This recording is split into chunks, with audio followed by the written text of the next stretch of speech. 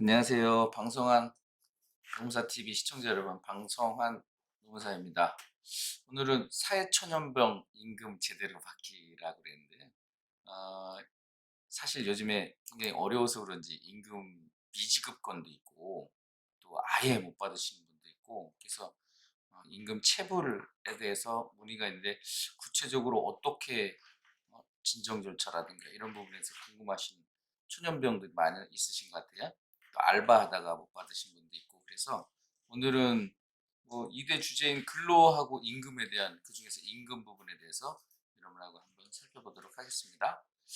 근로기준법에는요, 임금 지급에 대해서 4대 원칙을 규정하고 있어요. 그 4대 원칙은 여기 보시면 통화로 지급을 해야 되고요.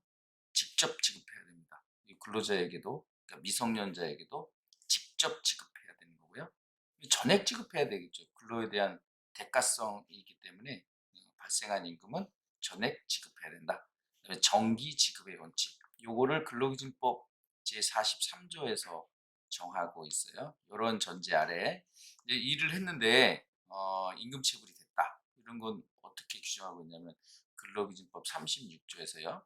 사용자는 퇴직한 경우, 또 사망이나 14일 이내에 임금, 보상금, 일체의 금품을 지급해야 한다. 이게 이제 근거 규정이 되는 거죠.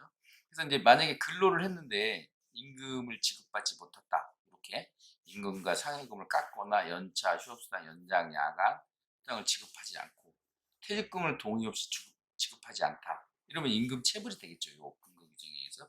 그러면 이제 이런 부분을 여러 가지 사업주는 뭐 경영 악화라든가 뭐 코로나 이후 뭐 여러 가지 이유를 했지만 당사자가 동의하거나 합의한 바 없으면 기일 연장이 안 되고 14일이 지나면 임금 체불이 되거든요. 그래서 임금 체불일 때, 자, 지금 사회초년병 여러분, 미성년자 여러분, 다음에 이제 구체적으로 내 임금을 어떻게 받아야 되는지. 보통은 이제 당사자 간에 해결이 안 되면 이제 국가에 구제를 하게 되는데, 노동부의 각 노동청의 근로감독관이 특별사법경찰권을 갖고 있는 거예요. 그래서 임금 지급 위반이 됐느냐 안 됐느냐를 판단하고, 임금 지급 위반이 되면 검찰에 송치돼서 벌금이 적용되고요. 아까 얘기했는 지연 이자가 부과되겠습니다. 그럼 구체적으로 이제 노동부의 진정 등 구제를 하기 위해서는 어떻게 해야 되느냐? 이렇게 진정할 수 있는 거죠. 수사의 단서가 되는 거죠. 이렇게 하면은. 그다음에 처벌해 달라고 고소도 할 수 있고요. 그래서 요런 절차는 고용노동부 홈페이지 민원마당에서 온라인으로도 임금체불 진정 제기할 수 있고요.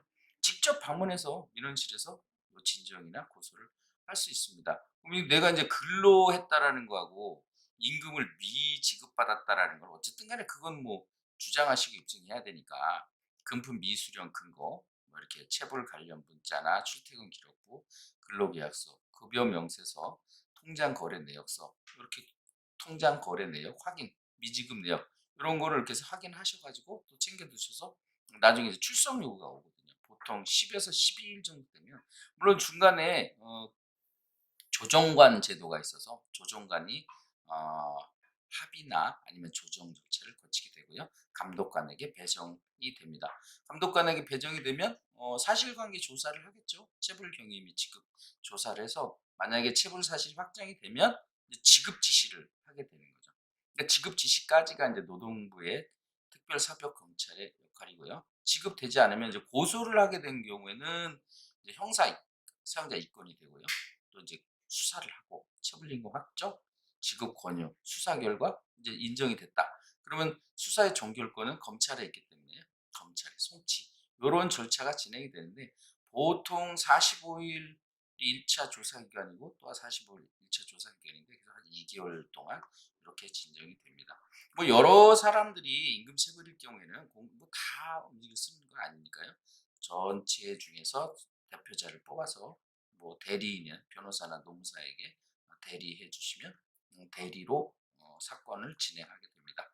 뭐 관할 이렇게 해서 이제 사실 조사에서 관할 관서로 이제 방문하잖아요. 대지를 하거나 아니면 단독 따로따로 이렇게 하기도 하는데, 이럴 때는 당연히 뭐 주민등록증, 도장, 필요 자료들 챙겨가셔서 아까 근로를 했고 임금을 못 받았다, 이런 부분을 주장하시게 됩니다.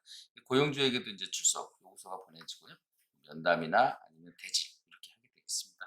그래서 이제 체불이 확정이 되면 증명 문서가 필요하잖아요. 뭐 사업주가 아까 지시에 의해서 체불액을 지급하면 거기서 이제 하고 서로 치하서를 제출하면 여기 행정 조결이 되겠지만 그렇지 않을 경우에는 체불 금품 확인원을 받아서 이때부터는 근로감독관이 발급한 신청서를 가지고 대한법률구조공단을 통해서 민사 청구를 하시거나 단독으로 민사 청구를 하시면 되겠습니다. 그러니까 노동부에 진정이나 고소 고발을 하고요. 그 조사 과정에서 임금 체불이 확정이 되면 이제부터는 이제 임금 채권자가 되겠죠. 그때부터 이제 만약에 자체적으로 지급되지 않으면 민사적으로 소송을 통해서 또 할 수 있는 거고요. 형사적인 절차는 아까 검찰에 송치됐으니까요. 임금 미지급에 대한 근로기준법 위반으로 벌금이나 뭐 여러 가지 조치를 형사적으로 진행하게 됩니다. 질문 하나 볼까요? 미성년자인 근로자를 사용하고 있는 사업주인데 자신의 통장으로 대리인이 달라고 했는데 이런 경우 응해야 할까? 아까 4대 원칙 제가 말씀드렸잖아요. 전액, 직접, 정기, 통화.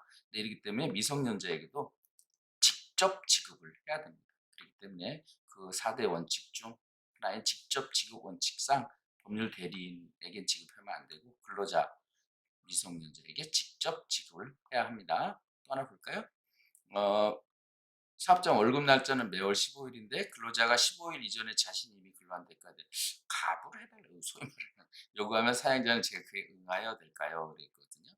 임금 지급해달라는 사유에 따라 그 요구에 응해지는지가 달라집니다. 그래서 우리가 근로기준법 45조에서는요. 금전적으로 이렇게 비상한 경우 비용 충당을 임금 지급을 청구하는 경우에 가불이 가능하다고 되어 있어요. 구체적으로 근로자나 그의 수입으로 생계를 유지하는 자가 출산하거나 질병에 걸리거나 재해를 당한 경우, 혼인 또는 사망한 경우, 부득이한 사유로 일주 이상 기한하게 되고, 요거는 이제 미리 가불을 할 수 있다 이런 구체적인 사유로 이렇게 됐습니다. 이거는 뭐 사이드로 제가 알려드린 거고요. 오늘의 주안점은 사회초년병이 일을 했는데 이런 경우 발생하면 안 되는데요. 임금을 지급받지 못했다. 그 임금 체불일 경우에 어떻게 관할 노동부에 진정을 하는지 진정이 됐거나 고소가 됐다면 그 사실관계 조사 후에 확정이 됐을 때 어떤 조치들을 하는지 이런 조치에 대해서 간단히 어, 알려드렸어요. 자, 좋아요, 구독 꼭 눌러주시고요. 사회초년병 여러분 파이팅 하시기 바랍니다. 감사합니다.